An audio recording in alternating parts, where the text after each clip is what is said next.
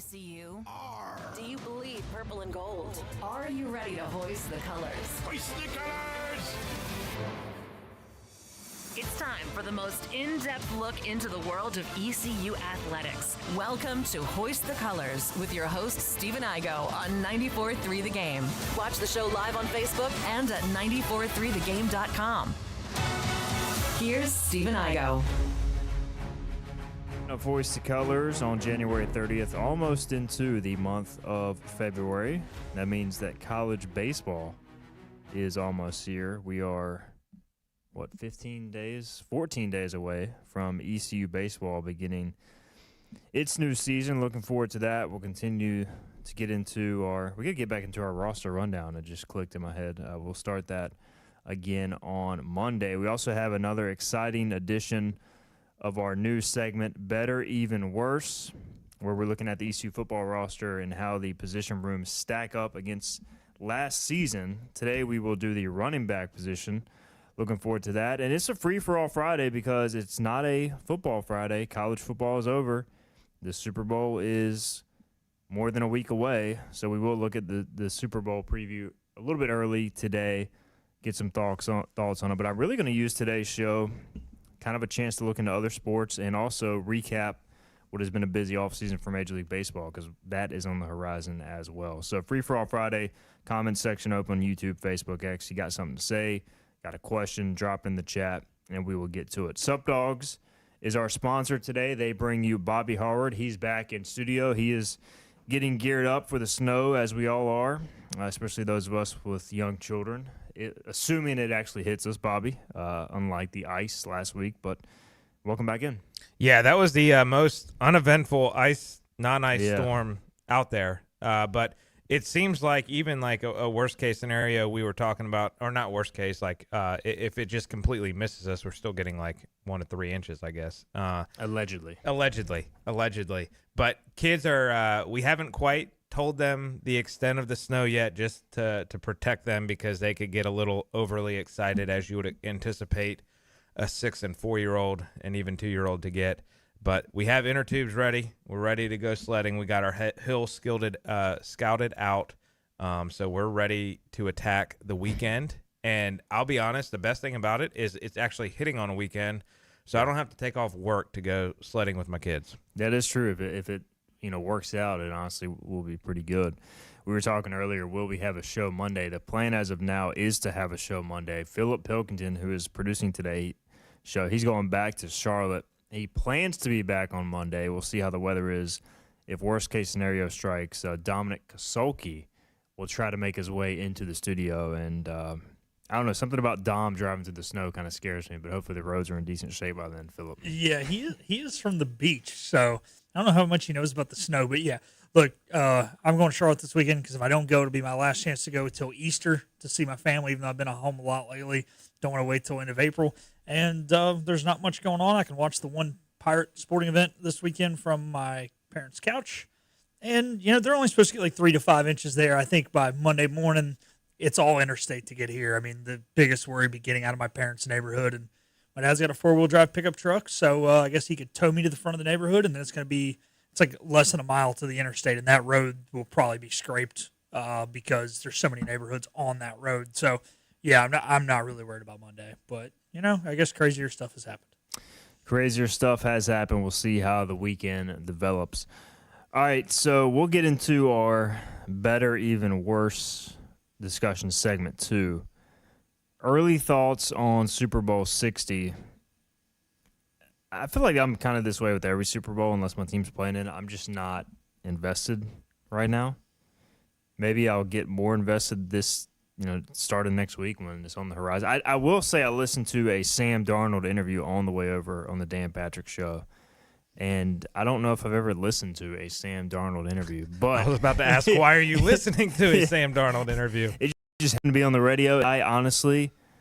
My appreciation meter for Sam Darnold went way up. Like I thought his he talked about kind of his past with the Panthers and with the Jets, and at times like he let the outside criticism get to him. So like I think I'm more on the Super Bowl watch. I was always going to pull for the Seahawks because the Pats beat the Broncos and it's the Patriots. They have enough Super Bowls, but I think I'm all in on Sam Darnold for this game as far as watching and supporting him, just given everything he's been through. Bobby, what is your early take on Super Bowl 60? What's your interest meter looking like?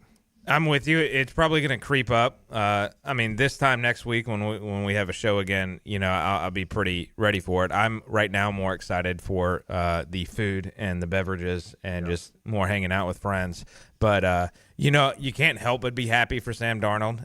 He got, obviously, the New York Jets have majority of my life just been a complete dumpster fire.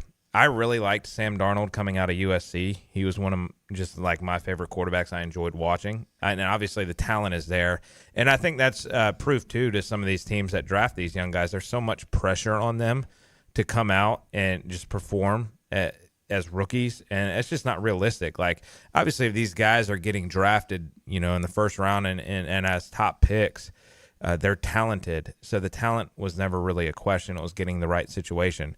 And then he goes to Carolina, which, for the longest time was a dumpster fire too, until they've sort of settled down now and gotten into a groove. But I think for him going to San Francisco, I don't know if he mentioned this or not, that was probably the best thing for him to back up. I know he's backing up Brock Purdy, but he was learning under Kyle Shanahan. Yeah. And for that was great. I mean, the two things, and I'll wrap up here. One, did we ever expect Sam Darnold to be in the Super Bowl at the beginning of the year? The second thing is, I think the NFL did. Do you know what I'm referencing? The graphic. Yeah. Is it scripted? It's got Drake May and Sam Darnold at the front, right? And it's got Drake May ahead of Sam Darnold, so that makes me think this Pats are going to win Super Bowl. If the Patriots, which also, I don't think I asked you, how was Erica towards you after the Broncos Patriots? Did she rub it in a little bit or no? She tried just because she loves getting on my nerves. There's the lovey-dovey supportive wives, and Erica's more of she trying to get some on my bad side, tries to push my buttons wife. So she was trying to trash talk. The thing that really bothered me was her cousins called me right after the game ended, and they're actual Patriots fans. She kind of pulls for them, yeah, but she can't name anybody outside of Drake May. And they called me, and I was legit pissed off when they called me. Too, yeah. So I'm congrats on beating. I was sore loser fan. I was congrats on barely beating a Jarrett Stidham led team in the AFC Championship in the middle of a blizzard. But after that, I was congrats, and I handled it better. But yeah. She was fine. You're better than me. I wouldn't have answered the phone call probably. Well, Erica answered it, and she stuck it in my face, which also rubbed me the wrong way. Yeah. But so that was that was her role to play. But it was fine. Honestly, once the blizzard started and once the Pats took the lead, it became apparent Denver was going to have a miracle to score. Now, I did think after that short punt they had a shot, but then they threw 3 screen passes in a row and missed a field goal. So it was just it was just a disaster, but it is what it is. Philip, curious, Sam Darnold, 2 years in Carolina, as Bobby said, up and down. In 2021, 13 picks, 9 interceptions. And then the next year was more of a backup, actually had decent numbers. But what is your perspective on Sam Darnold as a Panthers fan? It just proves how bad the Matt Rule hire was. Matt Rule, who played to every single weakness of Baker Mayfield instead of to his strengths. And I remember when the Panthers signed Sam Darnold, I was not extremely happy because I had not seen enough in New York. But I was talking to one of my buddies, and I was like, look, here's the deal.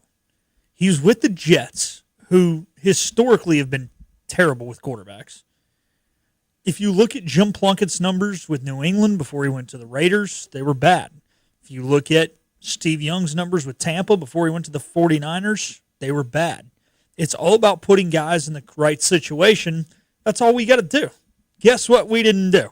Put him in the right situation. So if he wins the Super Bowl, I hope he has a shirt under that he can lift up, and it's got a middle finger on it. It says to David Tepper and Matt Rule, and then it would be one of the greatest days of my life because I think it is a middle finger to David Tepper and Matt Rule, who had Sam Darnold in their building. So come on, Sammy D. Show them how it's done. Show them that they tried to ruin you, and show the Panthers that they're a bum franchise and that Tepper needs to sell the team. And not only that, I'm going to add to it, they had Baker Mayfield and Joe Brady, who has obviously had some success in Buffalo and is now the head coach for the Buffalo Bills. I mean, and I don't even start on the Baker thing. Like I said, they played to every weakness he had.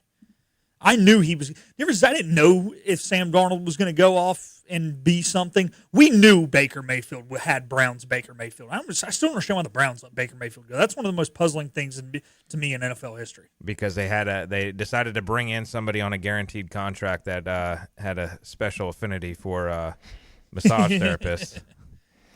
What is Deshaun Watson doing now? Is he recovering from his Achilles? That's right. Yeah. So I guess sounds we'll like see. he's going to be back and competing for the starting job is what I saw. I feel like he hasn't have y'all played in talked 5 about years. Shadir Sanders getting the Pro No, Bowl? no. I mean, we don't need to talk about it because it's a waste of time. To me, it's a stain on the NFL. It's embarrassing. Well, it's the same thing that happened a couple of years ago when they put Tyler Huntley in. I understand with the new Pro Bowl games, it's not a game. It's like athletic events. There's a lot of dodgeball and stuff like that. So I'd rather see Shador in it than Trevor Lawrence, who is the next guy. But here's my thing. If we're going to do that, I'm cool with it. But you can no longer list Pro Bowl as like an accolade for the players. Yeah. Like you just have to do away with it and just pretend like it's not a thing. So that's my only thing. Don't list it as an accolade if you're going to handle it this way. If you are going to list it as an accolade, it needs to be the best players. But yeah, Shador is one of the best athletes, and if it comes down to playing dodgeball and some of the other wonky games they have, yeah, then I'm cool with it. But numbers-wise, 3-4 record as a starter, 10 picks against 7 touchdowns, 56% completion percentage. So, on the field performance just not there. No, and he has his jersey retired at Colorado too, which is another discussion. But, I mean, I'm with that too, and I'm assuming they've started taking out the Pro Bowl incentive in contracts. It's probably more You would hope so. geared towards all pro now, you would think. Yeah. All right, so now that we're on our first non-football Friday, and again, I'm not counting the Pro Bowl as a football Friday. Philip said he would take over the show if I wanted to preview the Pro Bowl, which I honestly didn't even enter my mind, which is completely fair. What are you guys like? We always hear, the NBA season technically doesn't start till Christmas. And then, once the Super Bowl comes and goes, people start getting into NBA, NHL, if you're into that sort of thing, or college baseball around here, obviously. You guys, we're all sports guys. What are you all kind of turning your attention to now? We'll start with Bob. Yeah, I'm probably into the NHL and the NBA until about March, and then there'll be like a 2-week span when free agency opens where I'm back geared into the NFL. And in that time frame too, baseball gets going. Once baseball really gets cooking, especially Major League Baseball, that has most of my attention. I watch majority of the Orioles games, not all 9 innings, but I at least have it on in the background. Try to pay pretty close attention for a few innings or two, especially once the kids go down. But, yeah, it's going to be NHL. Canes are hot. I'm trying to get more and more into the NBA, which is so far so good, being able to watch NBA games. I've actually preferred it over college basketball. So what about you, Philip, before I dive into some of the we'll do a quick standings update for people who are trying to catch up as well. Yeah. So, the last 2 weeks have been the Australian Open, just because it's international tennis. It's a major. So I've been into that. NBA and hockey, to an extent.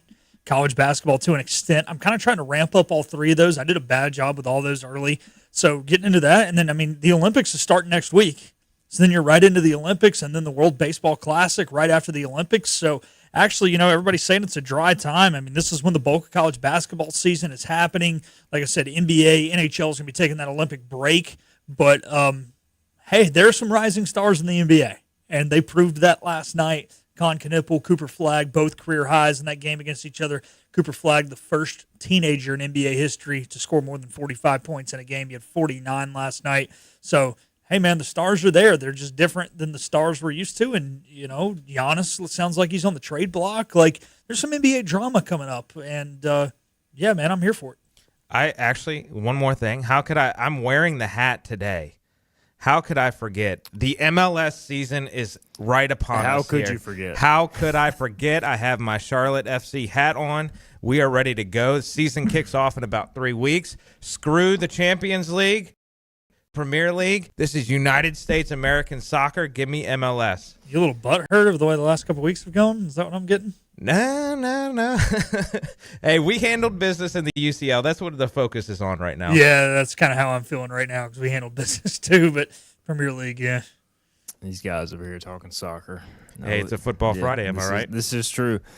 Quick standings update. So if you're just tuned in to the NBA, we'll start there. Kind of, the All-Star break's coming up, but really you're a little over halfway through the regular season in terms of games played. The Pistons are leading the Eastern Conference. I watched the entire Pistons-Nuggets game the other night. Pistons can play some defense, man. They are 34-12. Not great on offense, but Cade Cunningham is a really good two-way player, and I think they'll be a tough out in the playoffs just because of how well they actually play defense, unlike most teams in the league. The Knicks and Celtics are 5.5 games back currently. I know the Celtics. I was reading something the other day. You guys, obviously, we know Bobby's getting on the Celtics train, and we know Philip is, that Tatum may not play this year due to the injury. He may sit the whole year. Is there any truth to that, or is that still just being kind of worked through? I mean, when he first got hurt, that was the initial Yeah. thing, right? And then they came out and said, hey, we think he can recover in time. We're hoping to have him back for the All-Star break. I mean, right now, if you're Boston and you're Joe Mazzulla, I say you prepare not to have him. Look, you're playing good basketball without him. Do I think they can win a title without him? No. But I think you got to prepare not to have him and see what happens. If you get him back, then that's great. And if you don't, you got to find a way to at least probably try and make the Eastern Conference Finals. And if, Jaden Ivey and Cade Cunningham kick your rear end, then you can live with that. You also have the Raptors having a good season and the Cavs both well over 500. The 76ers, Heat, Magic having solid seasons in the Eastern Conference. The Hornets are currently in 11th, 21-28. They are on a 5-game winning streak, though. They're hot. They're hot. I watched that game last night with a buddy. We watched Cooper Flag versus Con, and the Hornets are playing some fun basketball right now. So maybe they can get into the play-in. Or I had a bet in the futures bet back in November, October of the Hornets making the play-in, and then a separate one of them actually getting into the playoffs. So we'll see what they do at the trade deadline, because as Philip mentioned, trade deadline's on Thursday. So the NBA should get entertaining starting next week, even more so. Yeah, we'll see where Giannis ends up, as it appears he's going to be traded somewhere. In the Western Conference, of course, the Thunder are leading the West. They are the betting favorite to win the championship. They're once again loaded. The Spurs currently in second. The Nuggets, who have been without 4 starters basically the last month, are still in third place. Jokic is supposed to come back next week. And then the Rockets, which just lost Adams for the year, in fourth. The Timberwolves, Lakers, Suns, Warriors, and Trailblazers all having a good season. And the Clippers are hot after a slow start. And then despite Cooper Flag's great season, the Mavericks are beat up probably at best in a play-in situation if they can get there. But at times they've shown some flashes. So there's your NBA update. On the NHL side, you guys follow it more than I do, but the Avalanche have been dominant in the Western Conference. The Minnesota Wild, I know you wanted to talk some Minnesota today. They're having a good season. Stars, once again, good. Vegas, good. Oilers, the Kraken, having a solid season. And then the Eastern side, Lightning, Red Wings, surprisingly good. And, of course, the Hurricanes are at the top of the Metropolitan Division. Anything stand out on the NHL side, guys, before we get a break in? Buffalo. Yeah. Buffalo's got the longest playoff drought in all major American sports. And when the season started, they looked like they were a fringe playoff team, and recently they had a 12-game win streak, I think it was. So all the pressure's on them, though, now to complete this. Look, East is very, very evenly distributed. You don't have the West where you've got good teams and bad teams. You just have a lot of solid teams in the East.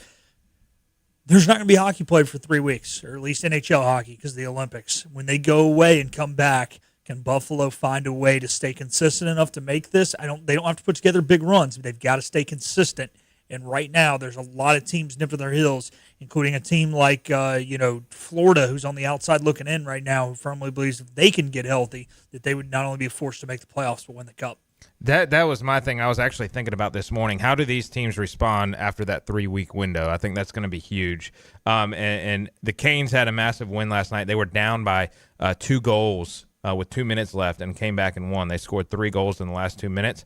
Lastly, because I know we do have to probably hit a break here, Patrick Kane for the Red Wings became the most NHL point scorer for the U.S.-born player. So he's now the all-time leading point scorer for a U.S.-born player. That happened last night as well. There you go. And there's your NHL NBA update. We got some comments, but we'll read those on the other side. Let's get a break in as Philip tries to break something. Sorry, I dropped my phone. And we will transition as well to our Better, even worse, ECU running back room segment on the other side. This is Hoist the Colors. You know what the problem is with standard belts? Usually you have to choose between too tight or the opposite, too loose.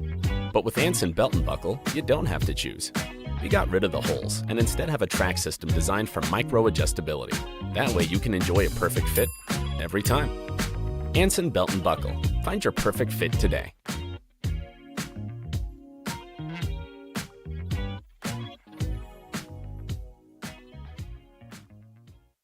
Healthwise Pharmacy rounds the bases with all of your infusion, retail, compounding, and medical equipment needs. Locally owned and operated by pharmacist Marcy Parker, Healthwise has grown to be your most trusted provider for infusion services. Currently providing in-home or on-site infusions in North Carolina, South Carolina, and Virginia. Visit Healthwise Pharmacy at 615B South Memorial Drive or call 252-295-0059 to speak to a patient service representative to find the option that best suits your needs. The best burgers around. Everyone loves a thick, juicy, and fresh burger. Tiebreakers does real burgers better than anybody. And don't forget about the cheese sticks, fresh salads, and more. So don't just go to any burger-themed restaurant chain. It's time to break the chain and eat local.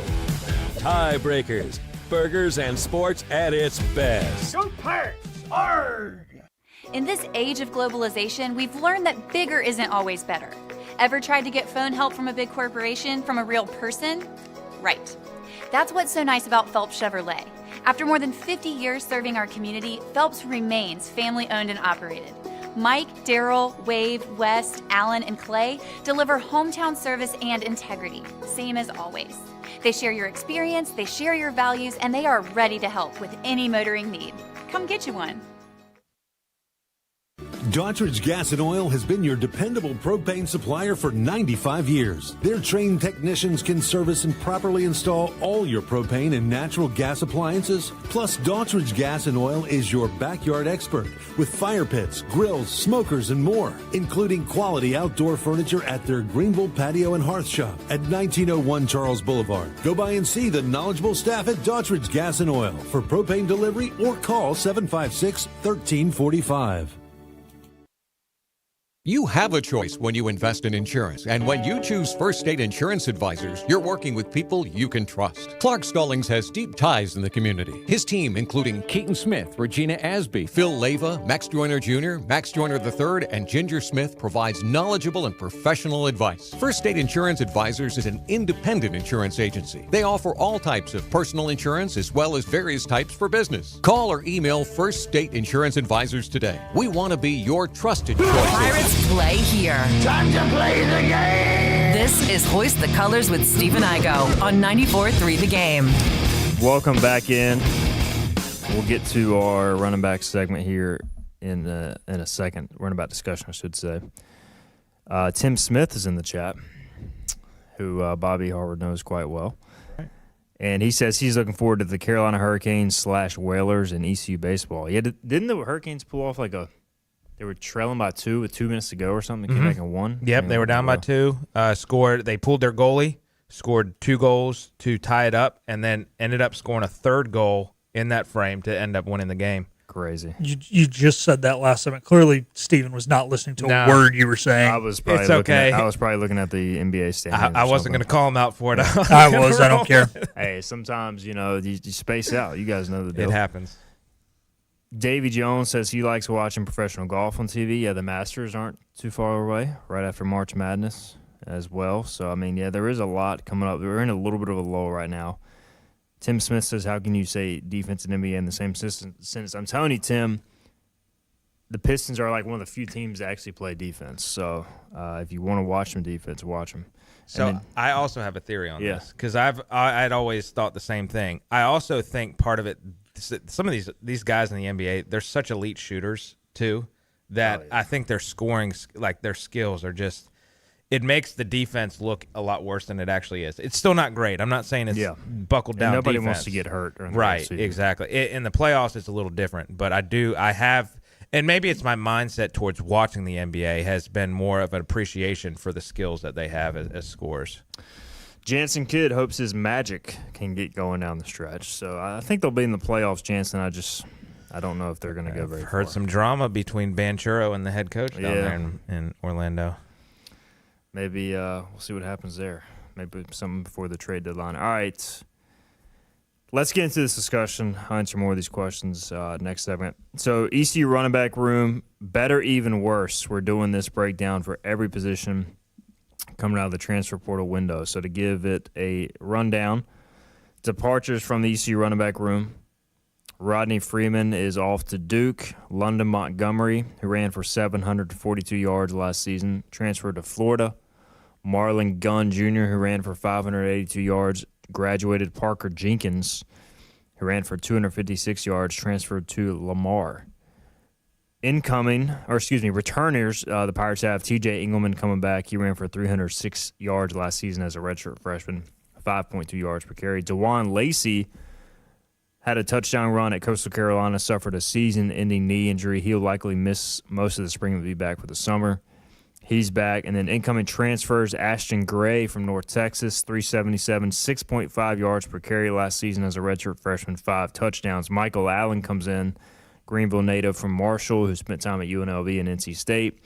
Ran for 385, 5 yards per carry, 4 touchdowns. Really good receiving back as well. Pirates also will add Shrine Bowl participant Malik McGowan, who ran for 1,800 yards as a senior at Stratford High School in Goose Creek, South Carolina. So your projected depth chart, Ashton Gray, Michael Allen, TJ Engelman, DeJuan Lacey, Malik McGowan is how I would put it today. Better, even worse. And again, as I've said, all this is very subjective, and we have to just kind of make a call here. How are we feeling in the running back room, Bobby? You know, I'm gonna go even from a coaching perspective. Quite honestly, a running back coach is kind of a wash situation. Yeah, Julian Griffin coming in, I should say. Yeah. I mean, you know, that's not taking anything away from their skill as running back coach, but the impact that they normally make is pretty low. So I'm going to count that as a wash. You know, we kind of talked about it at the break. Montgomery is not a big loss to me. I mean, he never really he had some good runs and stuff, but there was just a lot of frustration, some miscuts, some misholes, and some things he just didn't. He never did anything excellent, I guess is the best way to put it. Marlon Gunn, a solid producer, locker room guy, and then Parker Jenkins, you're not missing much. To me, I looked up Ashton Gray's. He averaged 6.5 yards per carry last year on 58 carries. So he only had 377 yards, but when he did get his opportunities, he seemed to do pretty well. And then we saw in the bowl game, he rushed for 152 yards with Jordan Davis calling the plays, averaging 9.5 yards a rush. So I'm thinking going into the year, Ashton Gray's the guy with TJ Engelman. Lacey is kind of hit or miss. He could bump up to the number 2 guy, be a nice number 3, and I think Michael Allen's a depth option. So I'm going to say even right now, just because there's a lot of unproven guys in that room. Yeah, I mean, I like your take. I think you look at it, it's definitely a little bit of a younger room. Michael Allen kind of really the only proven guy in terms of being at multiple stops for multiple years, and he's never been RB1, but he's consistently produced like 5 yards per carry, caught the ball well. Ashton Gray, he was sitting behind Caleb Hawkins last year, who was probably the best, one of the top 5 running backs in college football, not even at the group of 5 level. Like he's a monster. So he still produced when he got called on. And Engelman, he'll be seeing more carries. Lacey hasn't proved much at this level, and then McGowan's an unknown as a freshman. Although, freshman running backs, you can make an impact depending on how good they are. So just a lot more youth, which makes for some unknown. So, but I think the upside of the room is higher to me. Like London, I like London. He was explosive, and I like Marlon. He was solid, but like there was still no like great running back in the room to me. There was no home run hitter, that's for sure. And hopefully Engelman can be that guy, because it seemed like at times last year the staff didn't trust Engelman.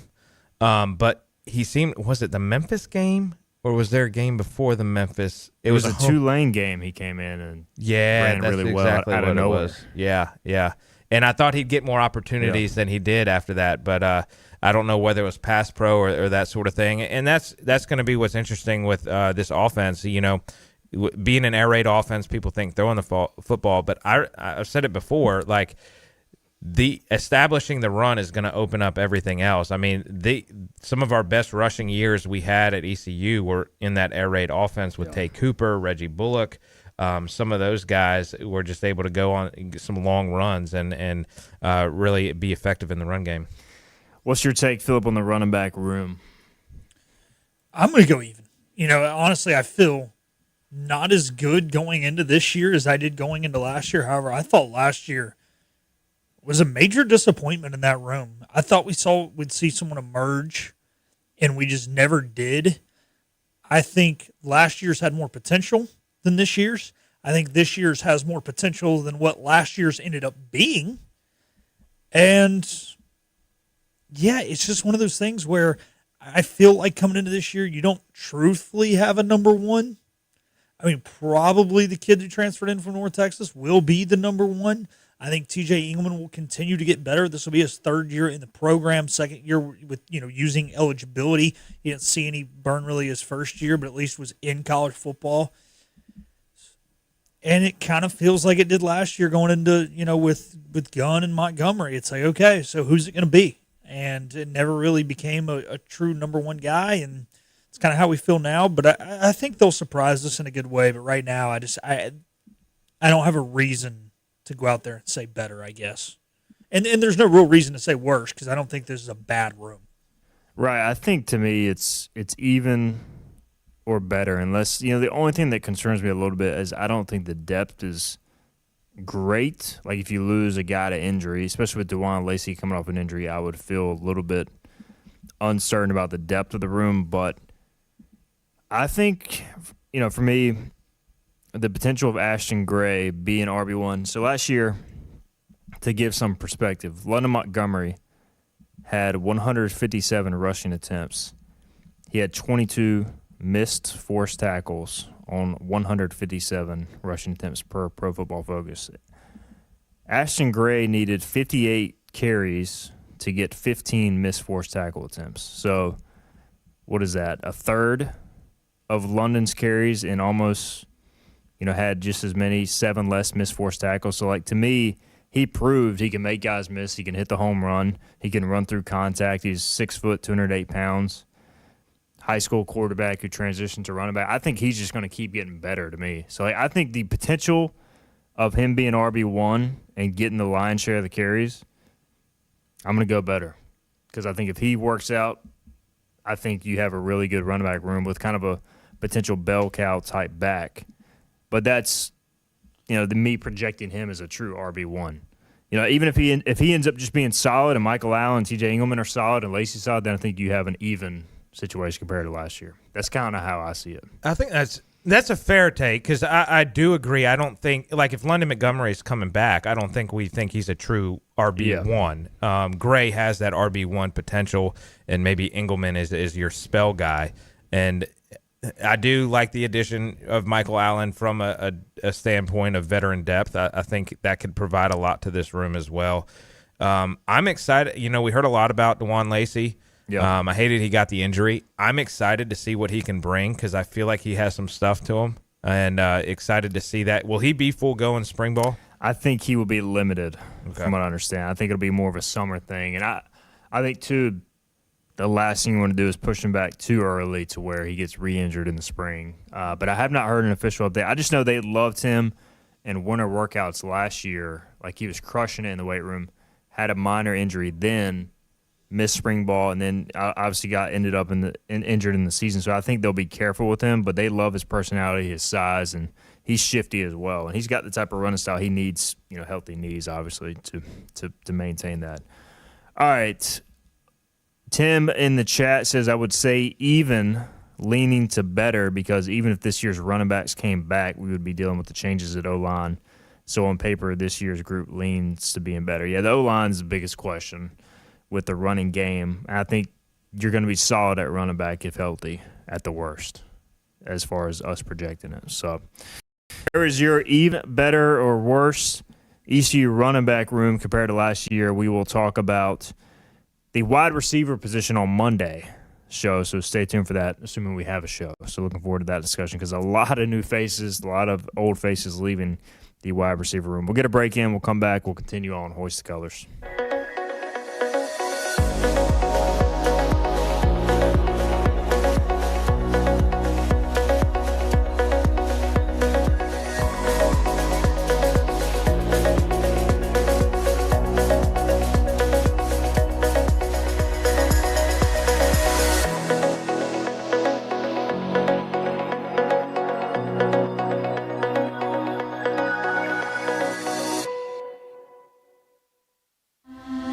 This is about you, your family, and the health of all who live in Eastern North Carolina. This is about the transformation of a health system into something more powerful and more human, about creating new ways to treat disease and keep you well.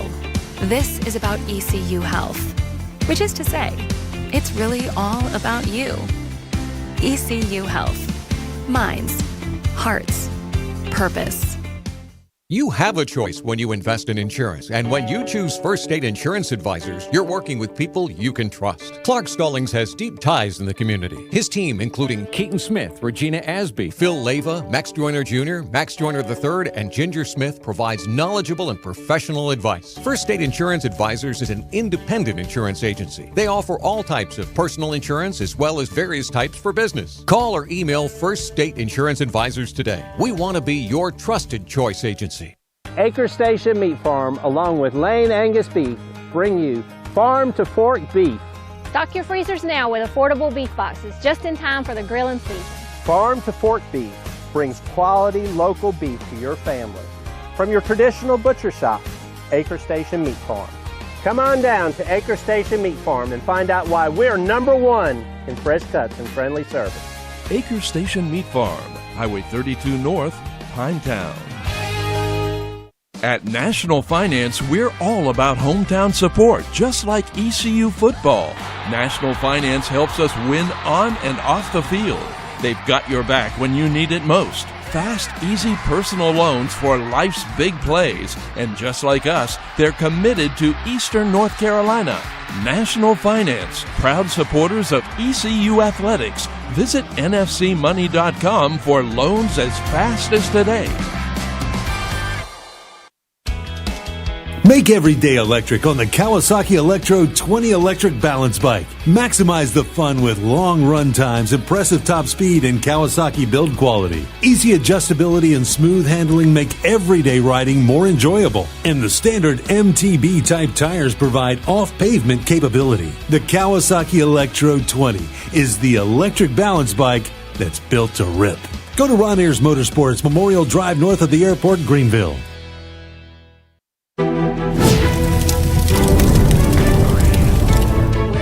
Stephen Igo on 94.3 The Game. Now back to Hoist the Colors. Segment 3, Hoist the Colors. Brought to you by Sub Dogs today. Check them out. Downtown Greenville, they do great work, obviously, with the food.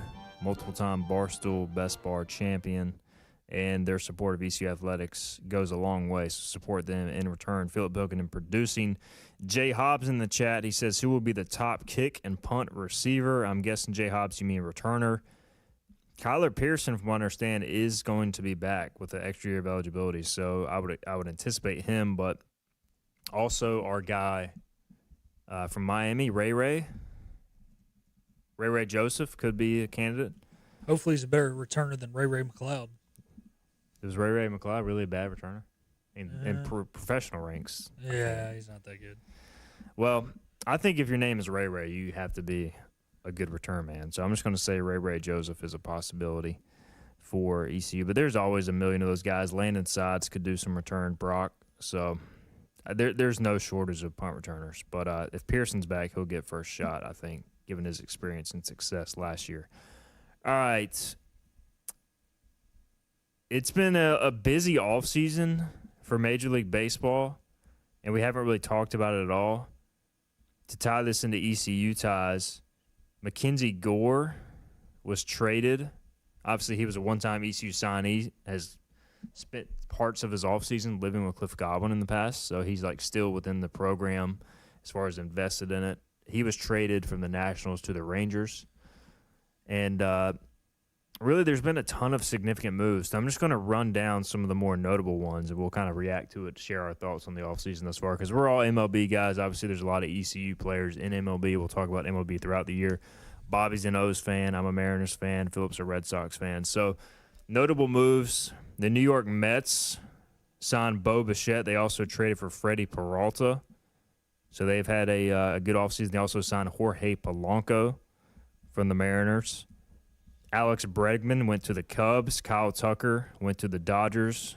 Phillips Red Sox signed Ranger Suarez, traded for Wilson Contreras, and got Sonny Gray. Maybe a few years too late past their prime, but hey, their names. Nolan Arenado went from the Cardinals to the D-backs, another guy past his prime. A lot of new Japanese stars coming into the league. The Blue Jays signed Japanese third baseman Kazuma Okamoto. The Astros signed Japanese right-hander Tatsuya Imai. And the White Sox signed Japanese slugger Munetaka Murakami. So I don't know if I got all those pronunciations right, but that's what I'm rolling with. Pete Alonso went to Bobby's Orioles. Edwin Diaz went to the Dodgers. Shocker. Kyle Schwarber back to the Phillies. Earlier in the offseason, the Mets also acquired Marcus Semien in exchange for Brandon Nimmo to the Rangers. And the Mariners re-signed Josh Naylor in one of the first moves of the offseason. So it's been a pretty big offseason. And totally different topic, but I am looking forward to the World Baseball Classic. We can get into that at a later show. But I don't know. I'm getting excited for baseball, Bobby. Your thoughts on what the list I ran down, the offseason as a whole?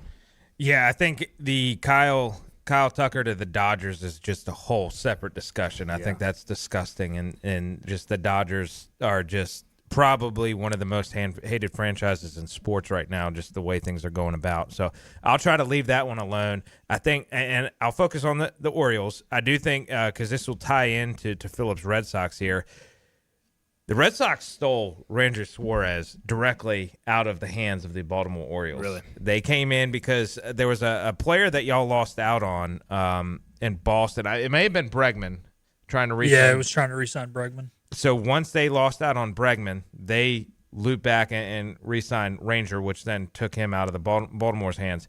So I am excited. You know, we're a few weeks away. I'll watch the spring training games. Orioles are actually producing on television on MASN, my most hated sports network, more games this year than they've ever produced in multiple years combined. But still need a pitcher. I'm looking to see what happens with Framber Valdez. I think that's interesting because of his age. He's a clubhouse concern. Yeah, he's a problem. I don't think the Orioles are actually going to sign him, but I wonder if that's the next domino to fall. I think it's more likely the Orioles sign Zach Gallen, who's also still on the market, former UNC guy.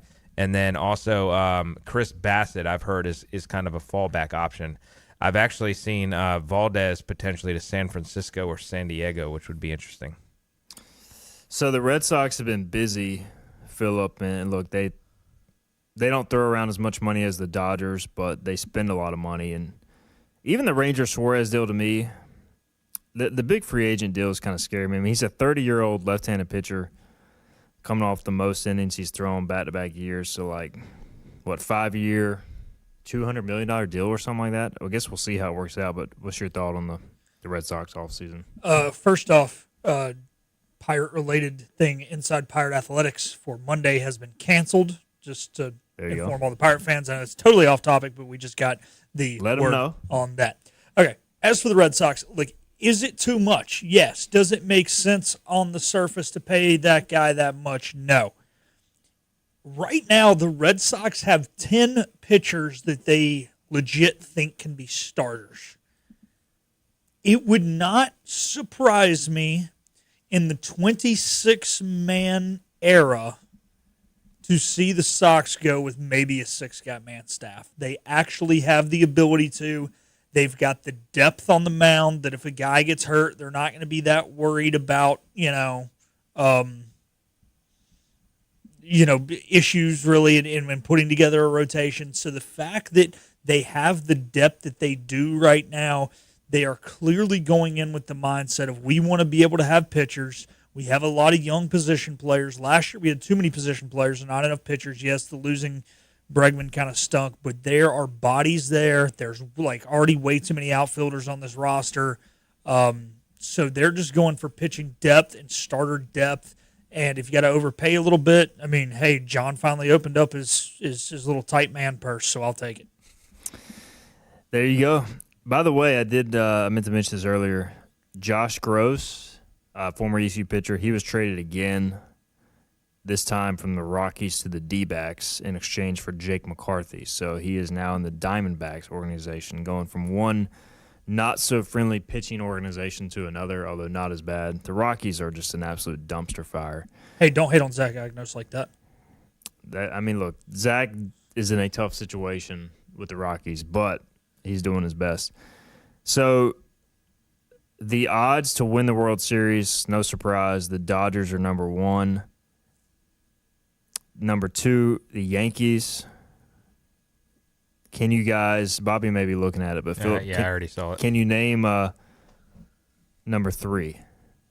Or any of the top 5? I'll give you a shot. Championship odds for 2026. The Cubbies are up there. The Cubbies are actually behind your Red Sox, looks like 9th. Wow. Yep, 9th. Red Sox or by some dumb reason, just because they always do it, they put the Brewers up there? The Brewers are, goodness gracious, they are way down. Okay, good. Finally. I was just more worried about the odds makers always giving way too much shit. Okay, so my legit guess is the Mariners are number 3. The Mariners are 6th, but basically almost the 3, 4, 5, 6 have very similar odds. So was it Blue Jays, Mariners? Blue Jays are in there, Mariners. Padres? The Mets are number 3. The Braves are number 4. Despite the 2 disappointing years in a row. Their pitching is such a question to me. I know.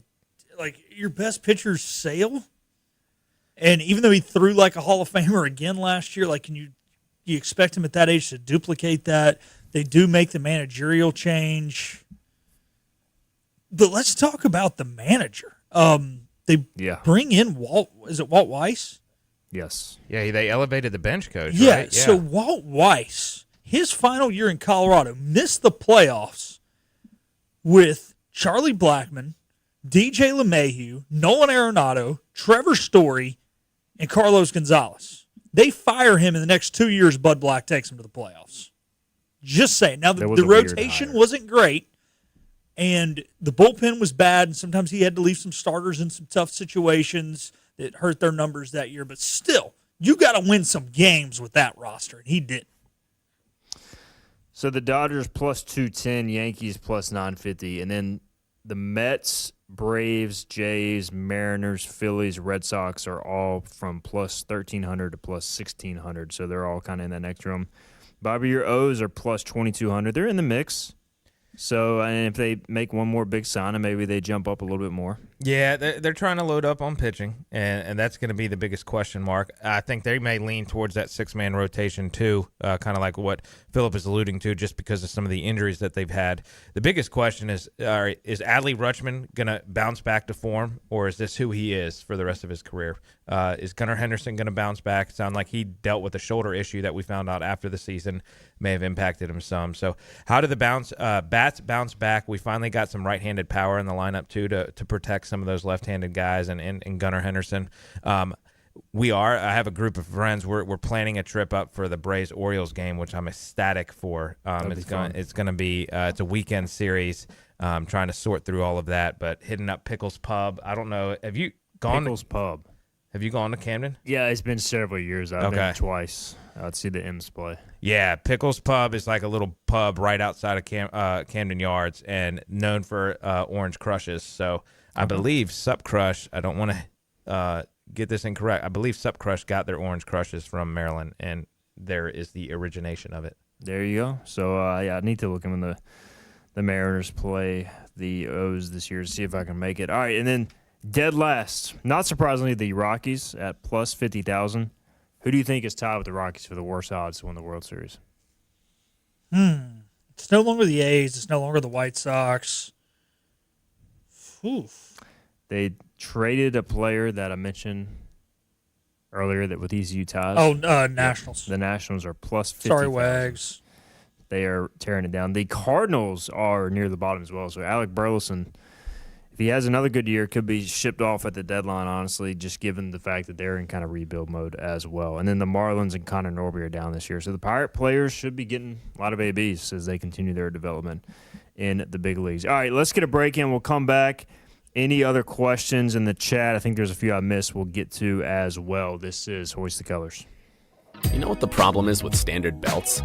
Usually you have to choose between too tight or the opposite, too loose. But with Anson Belt and Buckle, you don't have to choose. We got rid of the holes and instead have a track system designed for micro adjustability. That way you can enjoy a perfect fit every time. Anson Belt and Buckle. Find your perfect fit today.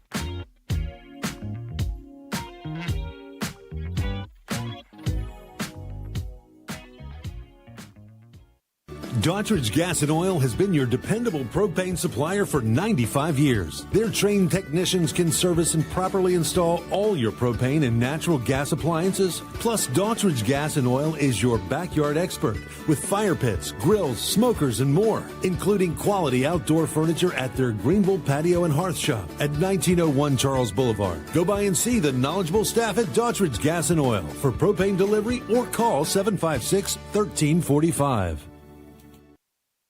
Other restaurants claim their food is fresh and fast, but are they friendly? At Moore's, you're treated like family the minute you walk into their doors. With locations in Winterville, New Bern, Swansboro, Morehead City, and Jacksonville. We've been practicing what we preach since 1945. At Moore's, our barbecue is slow cooked and smoked over real wood daily until it's so tender it's falling off the bone. Combined with our fresh chicken, cooked-to-order seafood, and homemade fixins, we're sure you'll agree. If it's not Moore's, it's less.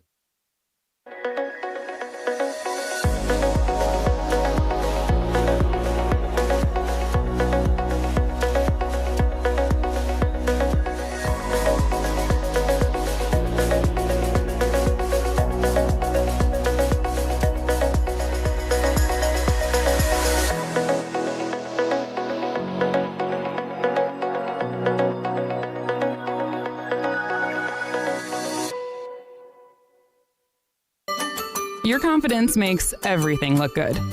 You see the world in vivid color, not black and white. Swing through your neighborhood Fantastic Sam's Cut in Color and let our experienced stylists take you from everyday to extraordinary. Fantastic Sam's hair salons are locally owned and operated. Our full-service salons are conveniently located in Goldsboro, Kinston, Greenville, New Bern, Jacksonville, and Calabash. Stop in today at Fantastic Sam's, where the possibilities are endless. You have a choice when you invest in insurance, and when you choose First State Insurance Advisors, you're working with people you can trust. Clark Stallings has deep ties in the community. His team, including Keaton Smith, Regina Asby, Phil Leva, Max Joyner Jr., Max Joyner III, and Ginger Smith, provides knowledgeable and professional advice. First State Insurance Advisors is an independent insurance agency. They offer all types of personal insurance as well as various types for business. Call or email First State Insurance Loyal Advisors and bold today. with the purple and gold. Ho! And we're back to Hoist the Colors with Stephen Igo on 94.3 The Game. Welcome back in, Hoist the Colors. Final few minutes of the show. A few comments to hit on. Kevin Cozart saying great job on the Holton Ahlers podcast. Check that out. I enjoyed it. It was a more relaxed environment. We're going to get Holton on the show at some point, and Caden Norman as well, just to have some cross-platform. I'm just excited to see you tarps off. That is not going to happen, but hey, they can try. I don't think Malcolm Gray would go for it. Me going tarps off on the field and heading up to the press box, but we can make a once in a lifetime type deal happen. Give the people what they want, Malcolm. See if I can get approval. Destry the Pirate says, describe how the Pirates will be able to practice once the snow starts. The hidden facility should be available, right? Is the only indoor practice space for baseball until the football IPF is done. So they have a pitching indoor under the facility. Now, to be quite honest, I don't know what the status of all that is with the reconstruction, but they had a pitching indoor under the facility and a hitting indoor. Obviously, the hitting indoor is still utilized right now. I think they can still use the pitching indoor too, but I'll try to get clarification on that. But yeah, they're not going to practice with snow on the ground, which that is a concern, but a lot of people are dealing with it. And also, Davy Jones wants to know, I like Coach Schwartz, but is he in danger of losing his job? I'm noticing not many people are going to basketball games. That equates to losing money. So, look, we've talked about basketball a lot. I've said all along there's a decision to make at the end of the year, and we'll see how it plays out. But right now, they're probably going to miss the conference tournament. Coach Schwartz got 2 years left on his contract, and everybody that invested in the program is disappointed, including Coach Schwartz himself. So we're just kind of playing out the string and see what happens, Bob. I mean, I know we know your take on it. Yeah, I mean, I do hate it from him. He seems like a good guy in the sense. I mean, buying beers for the students to get there, they had a good student turnout. That was pretty cool. But honestly, just from a production standpoint, it's just kind of. I mean, we got 10 games left right now in the Mike Schwartz era. That's where I'm at right now, and you hate to phrase it that way, but it is what it is. Everybody else knew that their shooting was going to be awful going into the year except for him. So I don't know how that happens, but it does. Here's my thing. I know we got to get out of here. Joe Dooley in year 4 went 15-15, 6-11 conference, and it was fired for it. This is the year 4 of the Mike Schwartz era. So, you got to have some standards if you're going to make a change then, and we'll see how this year plays out and what decision is made. By the way, Pirate Basketball in action Sunday, 2 o'clock at FAU. So you can check it out there on 94.3 The Game and if that goes on my TV, I'm throwing a snowball at it. There you go. Hey, Boca Raton not hit by snow. Thanks to Philip. Thanks to Bobby Harvard as well. We'll be back Monday, 12 noon, weather permitting. See you then.